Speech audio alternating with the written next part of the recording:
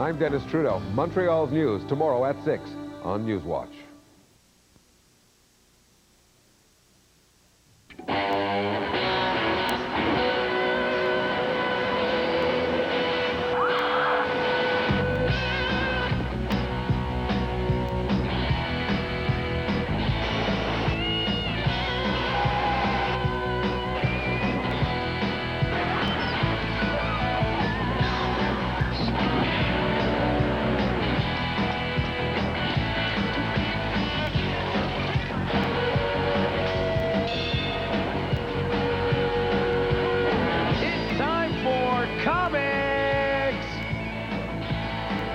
Alastair McAlastair here. I get a little nervous before the show, so I like to play with my balls.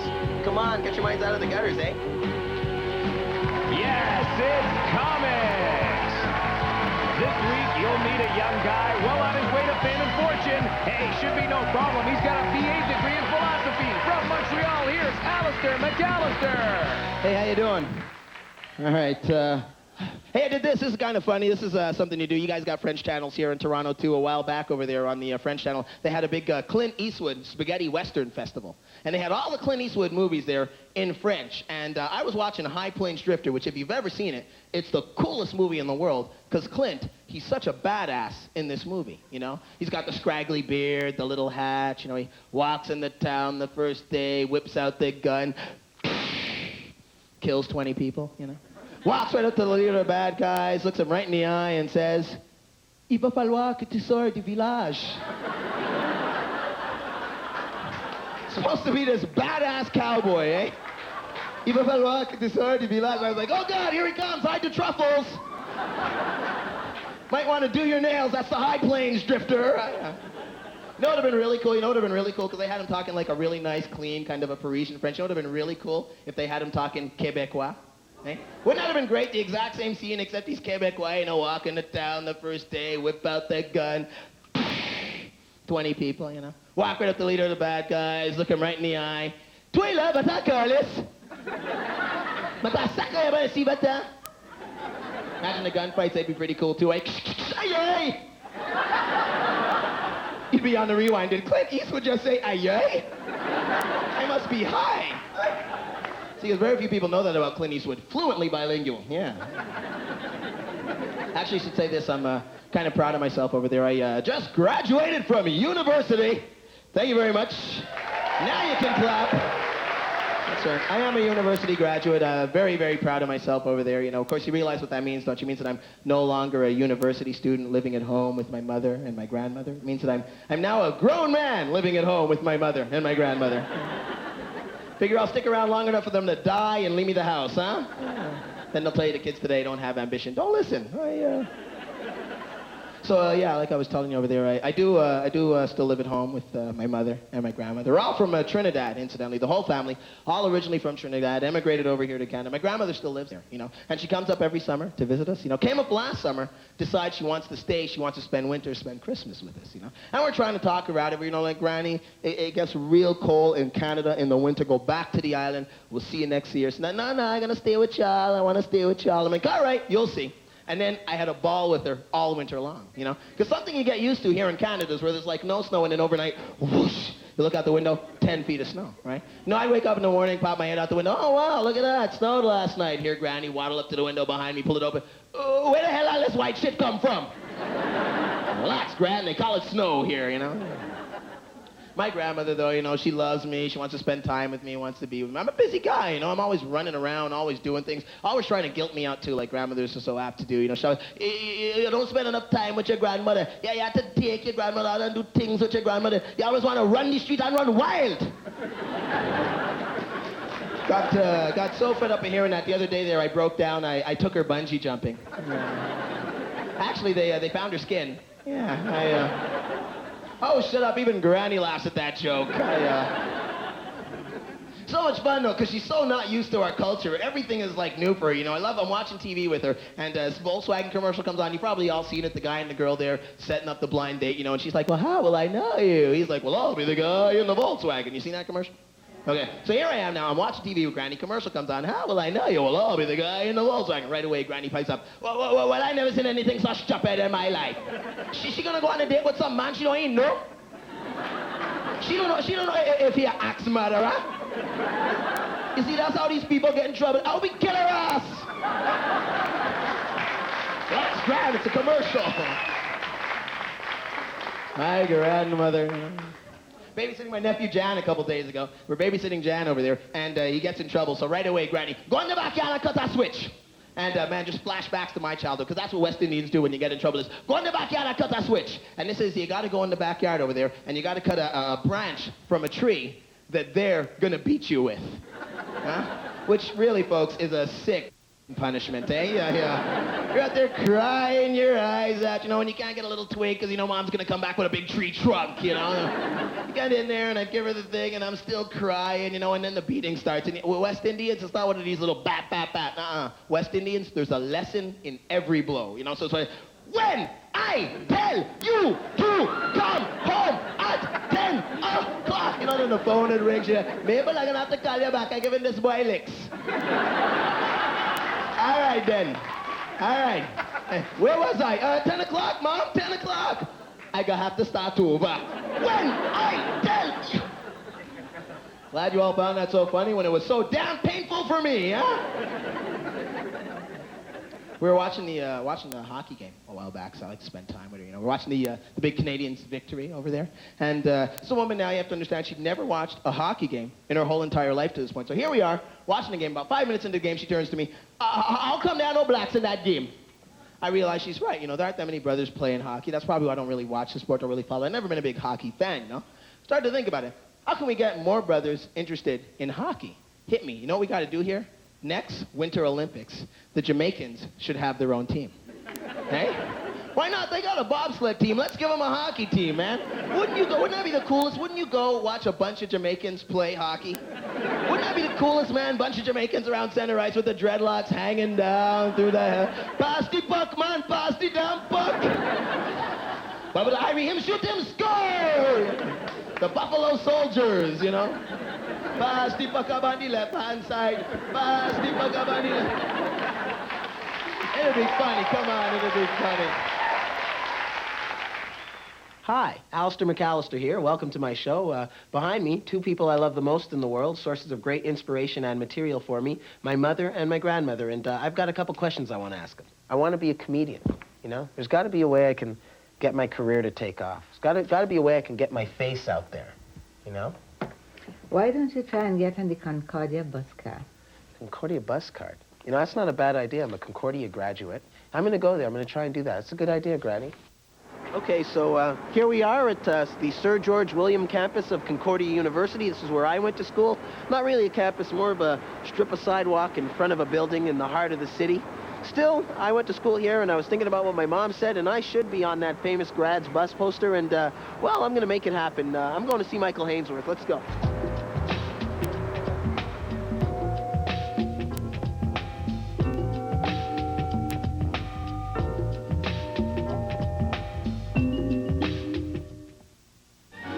City Slickers 2 is the funniest movie of the year. What? The best sequel since The Godfather. So, enjoy. City Slickers 2, at theaters now. June 18th, Italy. For a sizzling summer with Pure on CBC. Hi, I'd like to see Michael Hainsworth, please. Your name, please? Is Alastair McAlastair. He'll see you in a minute. Can you please take a seat? Sure. Thanks.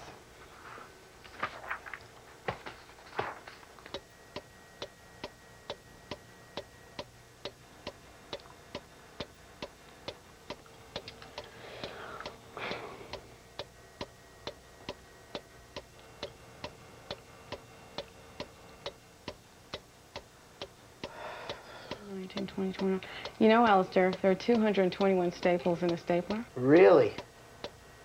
Call Ripley's. 4 words. It's a movie. Sounds like. I got it! From here to eternity! Yes! Mr. McAlastair, how can I help you? Yes, hi.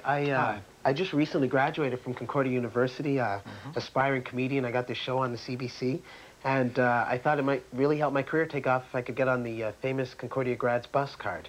Well, what do you think? Well, I don't know about that. The people we use are very famous, very successful in their field. You'll have to do a lot to convince me to use you. You know what? I can convince you. I'm going to be back. Thank you very much. I majored in philosophy and creative writing. Thanks. That's pretty much the same silence I get at home. Thank you very much. Kind of used to that silence. Dad's always like, what the hell are you going to do with a philosophy? What does that mean in the real world? What are you going to do when you graduate? And he's right, you know. I mean, I don't know. It's what I wanted to study, so that's what I studied. But I mean, he's right, because, you know, now I'm out there in the real world. Maybe this comedy thing doesn't work out. I got to go get a real job, you know. Me sitting in front of some guy there, he's going to be looking over my CV. It says here that you majored in philosophy. Well, what are you qualified to do? I can ponder my existence. Can I get a dental plan? I also did creative writing there. My last year in creative writing, we did children's story, writing for children. And the teacher for that class was a German, fresh off the boat, you know. And I couldn't help it. He sounded like a Nazi every time he opened his mouth. And it's really funny hearing this guy reading you children's literature. You know, it was always like, you know, the cat und the hat, you know. Green eggs und ham. I will not eat green eggs und ham. I will not eat them. I live still time Führer. Oh, please excuse me, class, but the work is subject to interpretation. I actually should ask this. I like asking audiences this, kind of curious. How did you guys feel about the initial Rodney King verdict? Just out of curiosity. I love that. They're always afraid to answer. We don't want to piss off the black guy. Somebody wait and see how the other black guys are responding. I was pissed off. I admit it. I was really pissed off with the initial verdict, man. I was so mad. I got with a bunch of my friends there. We're like, all right, man, let's go. You know, we went to the barbershop there, got X's carved on the side of our head, Malcolm X, a real solidarity, real militancy, you know. And I thought, wait a minute now. Here I am now. I'm getting ready. I'm going to an anti-police rally. I got a big X carved on the side of my head. Because, you know, the cops are just looking at me thinking, too easy. Because it is, man, it is. It's, you know, it's really frightening being a young black man in North America today, you know, because my last words on this planet could actually be, oh, what seems to be the problem, officer? Just don't want that to be my last words, is all I'm saying. Actually, I did this. I was a little while ago, I was in Lynchburg, West Virginia. Yeah, frightening place to be if you're black, by the way, folks. Let me tell you that, but it's really boring, too. I'm walking around. There's no black people in this town. It started to really annoy me, you know. Finally, I just walk up to this guy in the mall. I'm like, yo, man, where the brothers hang at? He's like, that tree over there? One of these little hick southern towns, you know. Put it this way. I was the closest thing they had ever seen to a Jew, okay? So just a bunch of people with no connection to what's going on in the world. Incidentally, I really don't mind if you don't find any of the jokes funny. You don't want to laugh at them. It's okay. I'm one of the few comedians working who doesn't mind a nice hard silence where the laughter should be. See, I'm actually making my own little recording of the show there. And tomorrow, I'm going to take it to a New Age bookstore where I'll sell it as a relaxation cassette. So, please, feel free to be silent. I love this set. Isn't this a great set? Isn't this like the coolest set? It's like doing comedy in the Coliseum, you know? It really is. You know, you don't want to bomb here, you know? It's like, release the lions. Oh, wait a minute. Two guys walk into the mausoleum.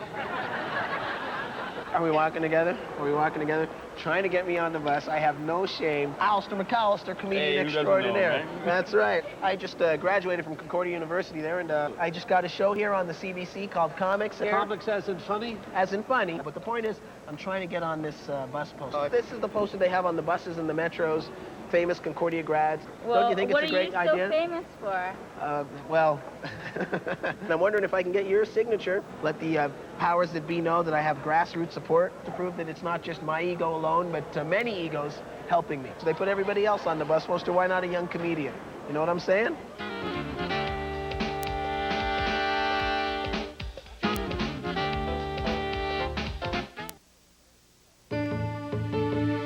Introducing the last... Over here, we're moving this way. Don't you agree that? Don't you think I should be on that poster?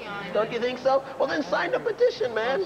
All right, that's beautiful. I'll give you $25 if you'll sign my petition. Get your pens out and sign this petition. As soon as you have a pen, you need a pen. You're taking economics. Yeah. I just gave a guy over there $25. You might want to go and talk to him about economics. He didn't even have $25. What are you taking here at Concordia? Computer science. Computer science, that's... interesting. Okay, I have nothing to say about computers or science. I'm in applied social science. Applied social science. Are you also in applied social science? That's right. All hail applied social science. Okay. Thank you very much. I'll say anything. All hail chemistry. This is the Chinese Students Association. You know, I tried to join this association when I was a student here a couple of years ago, and you guys, you turned me down flat. Because you are not Chinese. Is that why? I was wondering if maybe you could sign this, Hi, I was wondering if maybe you could sign this. Wondering if you could, okay. I was thinking that maybe you could stop reading your paper. Maybe you wanted to get in the... Are you going to actually sign it? Sure. I can't believe it. You know, there's a guy out here who's got a big enough heart. He's signing my petition. I hope you all feel ashamed. I have absolutely no idea who you are, and I don't want to know who you are.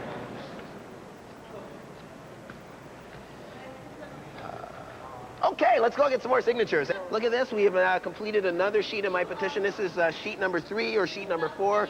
Really, I've lost count now. Just get one for yourself. Get the whole poster for yourself. They're now suggesting that I get a whole poster to myself here. See, the students are really behind me on this. I'll hold it then. It's the least I can do for someone who is going to sign with a bad hand. I hope the powers that be are watching this and feeling guilty about the kind of support I'm getting from the students here at the school, and they realize that this is the kind of movement you can't stop. Excuse me. You want to come over here for a second? Where?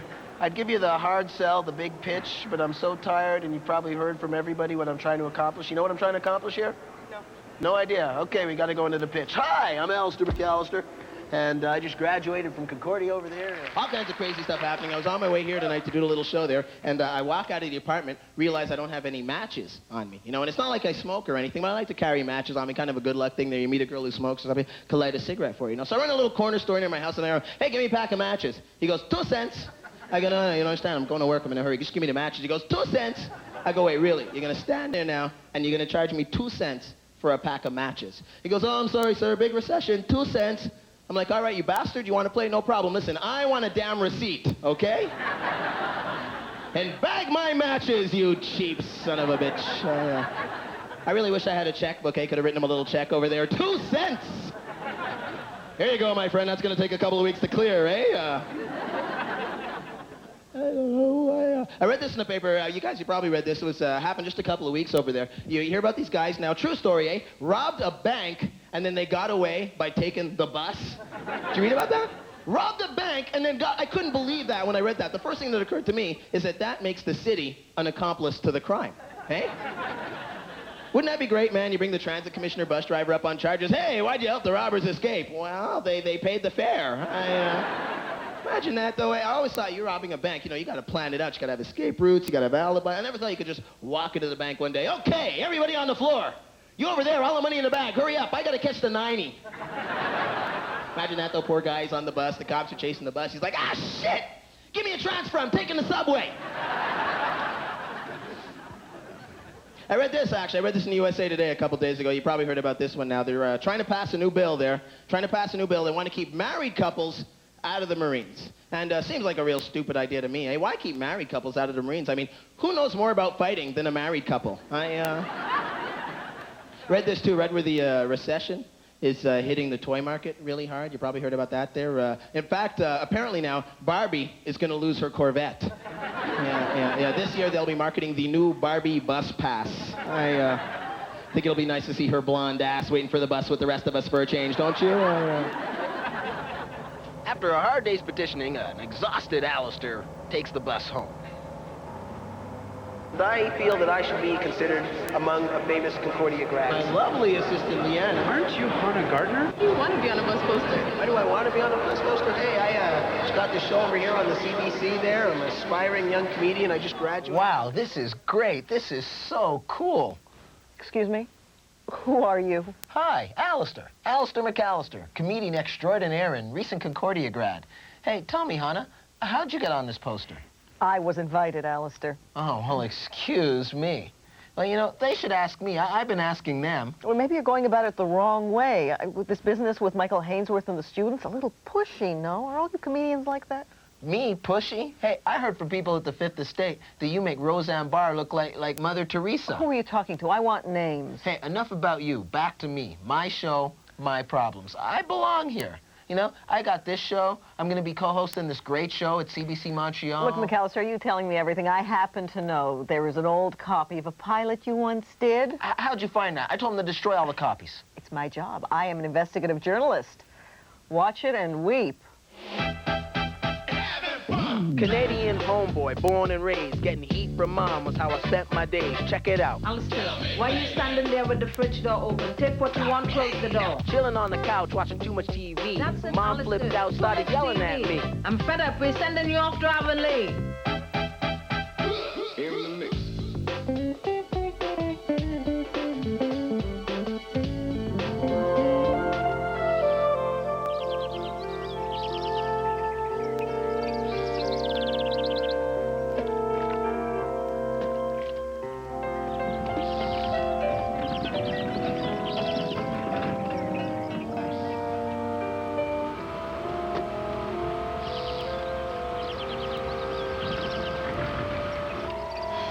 This will not do.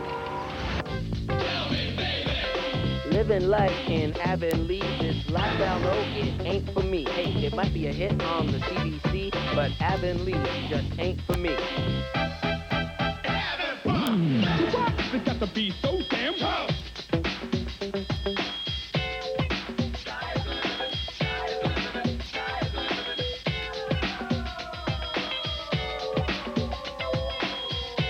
It got to be so damn tough.